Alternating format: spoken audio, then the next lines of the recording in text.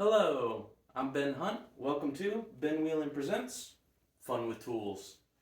Episode 1. Episode 1 of however many I make. We got levels today. We're going to explore what I know about levels, give you a couple pointers, and then you'll be on your way to get the perfect level for the job. The most common type of level is a spirit level, bubble level, or known as a level. There's really only a few types of levels here. It's a mostly filled tube with just a little air bubble in it. The angle it sits at will tell you whether or not what it's resting on is level. So you want that bubble right in the middle to be level. Most folks know how to work them. We're going to go into a couple features and details and see if that helps you out here. This level features a magnet. So does this one. These go on my toolbox. It's handy.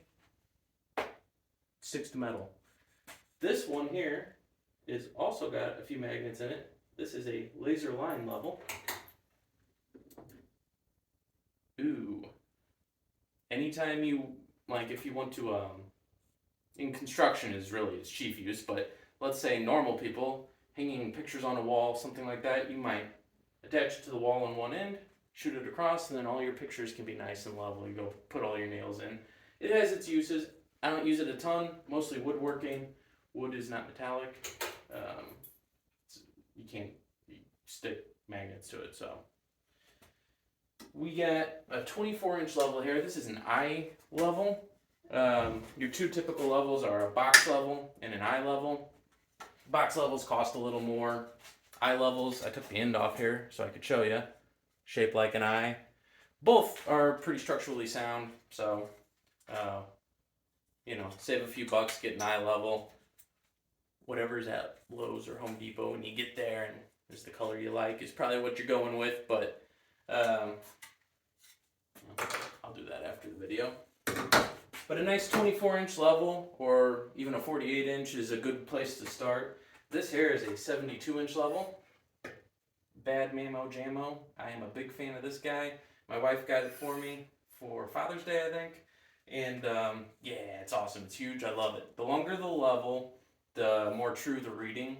It's covering a longer span.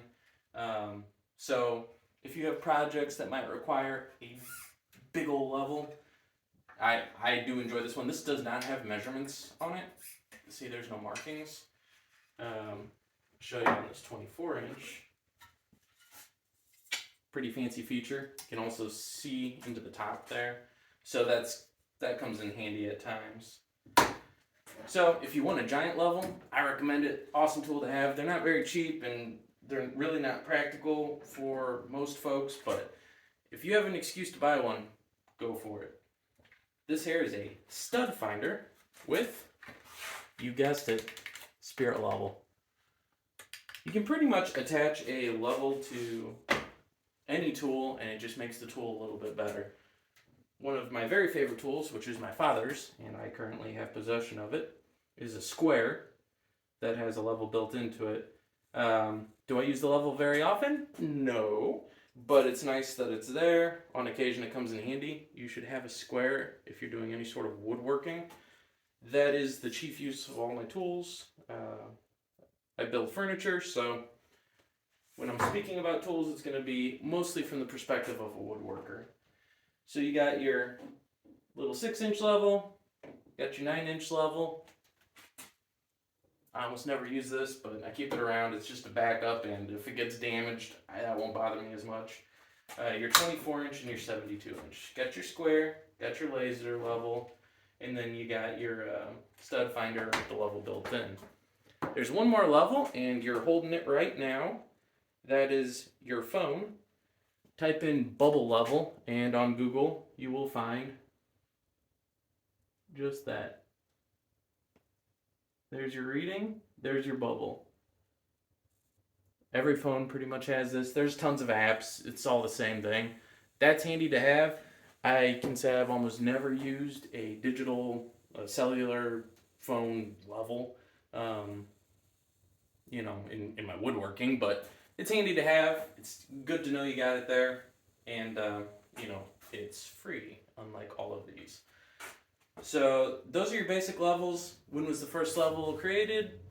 Supposedly sometime around 1661. Found that on Wikipedia, so it's probably true. I did not research it any further. I didn't think that would be a good use of time or brain cells.